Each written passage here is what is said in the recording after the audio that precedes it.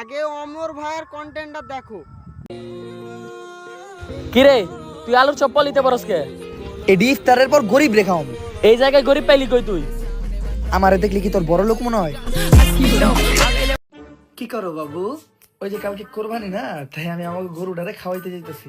তুমি কি করো বাবু? আমি সুন্দর করে হাতের নখগুলা কাটলাম, কালকে ঈদ না, তাই এখন মেহেদি দিব। মেহেদি দিয়ে আলাপ কি, কালকে তো ভুঁড়ি পরিষ্কার করতে হইব।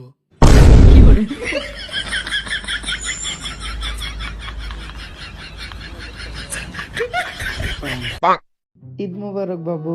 হ্যাঁ ঈদ মোবারক। আমার বাবুটা কি করে? এই তো বাবু ঈদের নামাজ পড়ে এলাম, এখন রেডি হয়ে গরু কোরবানি দিতে যাবো।